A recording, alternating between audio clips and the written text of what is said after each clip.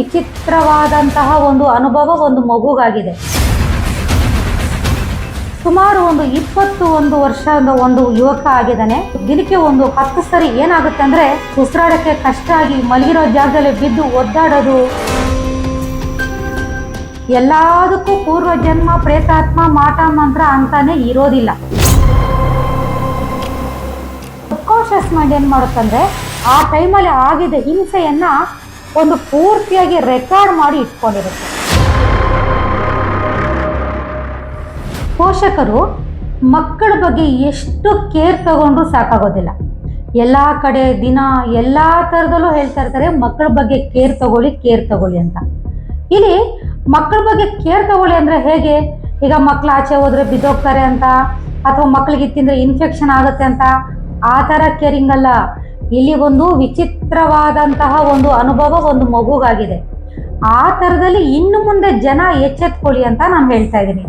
ನಮಸ್ಕಾರ, ನಾನು ಡಾಕ್ಟರ್ ಭರಣಿ Raju, reiki grand master ಮತ್ತು ಮಾಸ್ಟರ್ ಹಿಪ್ನೋಟೈಸರ್.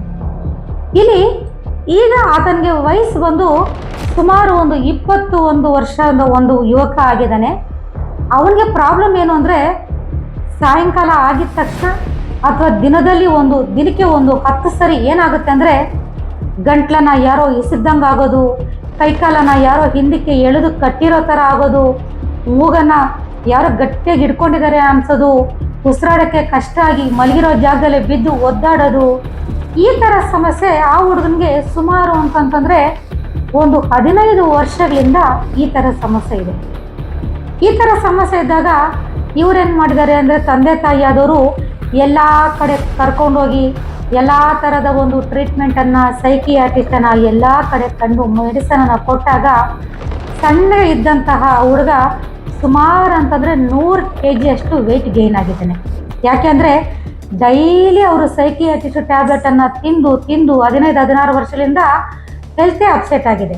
ಬರ್ತಾ ಅದು ಕಿಡ್ನಿ ಮೇಲೆ ಮತ್ತು ಲಿವರ್ ಮೇಲೆ ಪರಿಣಾಮವನ್ನು ಬೀರುತ್ತೆ. ಈ ಥರ ಆಗೋದಕ್ಕೆ ಕಾರಣ ಆದರೂ ಏನು? ಎಲ್ಲದಕ್ಕೂ ಪೂರ್ವ ಜನ್ಮ, ಪ್ರೇತಾತ್ಮ, ಮಾಟ ಮಂತ್ರ ಅಂತಾನೆ ಇರೋದಿಲ್ಲ. ಅದಕ್ಕೆ ಬೇರೆ ಸಮಸ್ಯೆಗಳು ಸಹ ಕಾರಣ ಆಗಿರುತ್ತೆ. ಈ ಒಂದು ವಿಚಿತ್ರವಾದ ಕಾರಣವನ್ನು ನೀವು ಕೇಳಿದಾಗ ನಿಜವಾಗ್ಲೂ ನಿಮಗೆ ಆಶ್ಚರ್ಯ ಆಗುತ್ತೆ. ನೀವು ನಿಜವಾಗ್ಲೂ ತುಂಬ ತಂದೆ ತಾಯಿ ಇದರಿಂದ ತುಂಬ ನೀವು ಚೇಂಜ್ ಆಗ್ತೀರಾ. ಯಾಕೆಂದರೆ ಈ ಒಂದು ಹುಡುಗನಿಗೆ 7-8 ವರ್ಷಗಳು ವಯಸ್ಸಿದ್ದಾಗ ಒಂದು ಕಾಯಿಲೆ ಇವನ್ನ ಕಾಡಕ್ಕೆ ಶುರುವಾಗುತ್ತೆ. ಏನು ಆ ಕಾಯಿಲೆ ಅಂದರೆ ವಿಪರೀತವಾದ ಕೆಮ್ಮು ಮತ್ತು ತಲೆನೋವು. ಈ ಥರ ಸಮಸ್ಯೆ ಕಾಡಕ್ಕೆ ಶುರುವಾಗಿರುತ್ತೆ. ಈ ಥರದಾಗ ಅವ್ರೇನು ಮಾಡ್ತಾರೆ, ಯಾವುದೋ ಒಂದು ಆಯುರ್ವೇದಿಕ ಹಳ್ಳಿಯಲ್ಲಿ ನಾಟಿ ವೈದ್ಯ ಥರ ಕೊಡ್ತಾರಲ್ಲ ಕಷಾಯ, ಆ ಥರ ಒಂದು ಕಷಾಯವನ್ನು ತಂದು ಫಸ್ಟ್ನೇ ದಿನ ಮಗುಗೆ ಕುಡಿಸ್ತಾರೆ. ಕುಡಿಸಿದಾಗ ಅವನು ಆ ಟೇಸ್ಟನ್ನು ಕಂಡು ಆ ಟೇಸ್ಟನ್ನು ಮಾಡಿದಾಗ ಅವನಿಗೆ ವಿಚಿತ್ರವಾದ ಒಂದು ಅಸಹ್ಯ ಅನಿಸುತ್ತೆ ಆ ಮಗುಗೆ. ಮಾರನೇ ದಿನ ಆ ಔಷಧಿನ ಕುಡ್ಸಕ್ಕೆ ಹೋದಾಗ ಅವನು ಕುಡಿಯೋದಿಲ್ಲ, ಆ ಔಷಧಿನ ಕುಡಿಯೋದಿಲ್ಲ ಅವನು. ಆಗೇನು ಮಾಡ್ತಾರೆ, ತಂದೆ ತಾಯಿ ಎಲ್ಲ ಸೇರಿ ಕಾಲನ್ನು ಕೈಯನ್ನು ಕಟ್ಟಿ ಹಾಕಿ ಮೂಗನ್ನು ಗಟ್ಟಿಯಾಗಿ ಹಿಡ್ಕೊಂಡು ಬಲವಂತವಾಗಿ ಆ ಮಗುಗೆ ಆ ಔಷಧಿಯನ್ನು ಕುಡಿಸ್ತಾರೆ. ಆ ಔಷಧಿಯನ್ನು ಕುಡಿಸಿದಾಗ ಆ ಮಗುವಿನ ಸಬ್ಕಾನ್ಷಿಯಸ್ ಮೈಂಡ್ ಏನು ಮಾಡುತ್ತೆ, ಆ ಒಂದು ಕ್ರೂರವಾದಂತಹ ಘಟನೆಯನ್ನು, ಯಾಕೆಂದರೆ ಆ ಘಟನೆ ಆ ಮಗುವಿನ ಮೇಲೆ ಅಷ್ಟೊಂದು ಪರಿಣಾಮಕಾರಿಯಾಗಿ ಪ್ರಭಾವವನ್ನು ಬೀರಿರುತ್ತೆ. ಅದನ್ನು ಆ ಸಬ್ಕಾನ್ಷಿಯಸ್ ಮೈಂಡ್ ಏನು ಮಾಡುತ್ತಂದರೆ ತುಂಬ ಗಂಭೀರವಾಗಿ ಅದನ್ನು ರಿಸೀವ್ ಮಾಡಿಕೊಂಡು ರಿಜಿಸ್ಟರ್ ಮಾಡ್ಕೊಂಡಿರುತ್ತೆ. ಅಂದರೆ ಒಂದು ಮೆಮೊರಿ ಕಾರ್ಡಲ್ಲಿ ಯಾವ ರೀತಿ ನಾವು ಕೆಲವನ್ನ ಸೇವ್ ಮಾಡಿ ಇಡ್ತೀವೋ ಆ ಥರ ಮೈಂಡ್ ಆ ಘಟನೆಯನ್ನು, ಆ ಅನುಭವವನ್ನು, ಆ ಟೈಮಲ್ಲಿ ಆಗಿದ್ದ ಹಿಂಸೆಯನ್ನು ಒಂದು ಪೂರ್ತಿಯಾಗಿ ರೆಕಾರ್ಡ್ ಮಾಡಿ ಇಟ್ಕೊಂಡಿರುತ್ತೆ.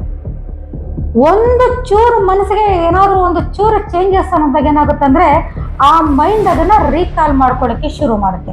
ಆ ರೀಕಾಲ್ ಮಾಡ್ಕೊಂಡಾಗ ಏನಾಗುತ್ತೆ, 24 ಅವರ್ಸಲ್ಲಿ ದಿನಕ್ಕೆ 4-5 ಸಲ ಮಗುವಿಗೆ ಆ ಅನುಭವ ಆ ದೇಹದ ಮೇಲೆ ಪರಿಣಾಮನ ಬೀರಕ್ಕೆ ಶುರು ಮಾಡುತ್ತೆ. ಅಂದರೆ ಈಗ ಜಸ್ಟ್ ಉದಾಹರಣೆಗೆ ಸ್ವಲ್ಪ ಏನೋ ಸೆಕೆ ಆಗ್ತದೆ, ಒಂಚೂರು ಉಸಿರಾಟಕ್ಕೆ ಕಷ್ಟ ಆಗಿದ ತಕ್ಷಣ ಮೈಂಡ್ ಏನು ಮಾಡುತ್ತೆ, ಅದನ್ನು ರೀಕಾಲ್ ಮಾಡ್ಕೊಳ್ಳುತ್ತೆ. ಆಗ ಕೆಳಗಡೆ ಬೀಳೋದು, ನಂಗೆ ಉಸಿರಾಡಕ್ಕೆ ಆಗ್ತಾ ಇಲ್ಲ, ಯಾರೋ ಹಿಡ್ಕೊಂಡಿದ್ದಾರೆ ಅನ್ನೋ ಥರ ಒದ್ದಾಡೋದು. ಏನೋ ತಿನ್ಬೇಕು ಅನ್ಸುತ್ತೆ, ಒಂದು ಸ್ವಲ್ಪ ಅದು ಮೈಂಡು ತಿನ್ಬೇಕು ಅಂದಾಗ ಮೈಂಡ್ ಏನಾಗುತ್ತೆ, ಆ ಒಂದು ಕಹಿಯನ್ನು ರೀಕಾಲ್ ಮಾಡ್ಕೊಳ್ಳುತ್ತೆ, ಅಲ್ಲಿ ಕುಡ್ದಂಥ ಔಷಧಿಯ ಟೇಸ್ಟನ್ನು ರೀಕಾಲ್ ಮಾಡ್ಕೊಳ್ಳುತ್ತೆ. ಆಗೇನಾಗುತ್ತೆ, ಏನೇ ಒಂದು ಊಟ ನೋಡಿದ ತಕ್ಷಣ ಒಂಥರ ಅಸಹ್ಯ ಆಗಿ ಅಯ್ಯೋ ನನಗೇನೋ ತಿಂತಾ ಇದ್ದೀನಿ, ನನಗೇನೋ ಹಿಂಸೆ ಆಗ್ತಾಯಿದೆ ಅಂತ ಒದ್ದಾಡೋಕ್ಕೆ ಶುರು ಮಾಡ್ತಾನೆ. ಈಗ 21 ವರ್ಷ ವಯಸ್ಸಾದರೂ ಸಹ ಈ ಮೈಂಡಿಂದ ಆ ಒಂದು ನೆನಪು ಆಚೆ ಹೋಗ್ತಾ ಇಲ್ಲ. ಸಮಾಧಾನವಾಗಿ ಅವ್ರಿಗೆ ಬದುಕಕ್ಕಾಗ್ತಾ ಇಲ್ಲ, ಕೆಲ್ಸಕ್ಕೆ ಹೋಗೋಕ್ಕಾಗ್ತಾ ಇಲ್ಲ. ವಿಚಿತ್ರವಾದ ಸಮಸ್ಯೆಯಿಂದ ತುಂಬ ಕೊರಗ್ತಾ ಇದ್ದಾನೆ. ಎಚ್ಚರ ಇರಲಿ, ಮಕ್ಕಳಿಗೆ ಇಷ್ಟವಿಲ್ಲದರ ಕೆಲಸವನ್ನು ಹಿಂಸೆ ಕೊಟ್ಟು ಬಲವಂತವಾಗಿ ಮಾಡಿಸ್ಬೇಡಿ. ಮಗುವಿನ ಈ ಒಂದು ಅನಾಹುತಕ್ಕೆ ಕಾರಣ ಆಗಬೇಡಿ ಅಂತ ಹೇಳ್ತಾ, ಪ್ರತಿಯೊಬ್ಬರು ರೇಖಿ ಮತ್ತು ಹಿಪ್ನೋಟೈಸನ್ನು ಕಲೀರಿ ಅಂತ ಹೇಳ್ತಾ, ನಮಸ್ಕಾರ ವೀಕ್ಷಕರೇ. ಒಮ್ಮೆ ಭೇಟಿ ಕೊಡಿ Sanjeevini reiki healing centre, doctor V Bharani Raju.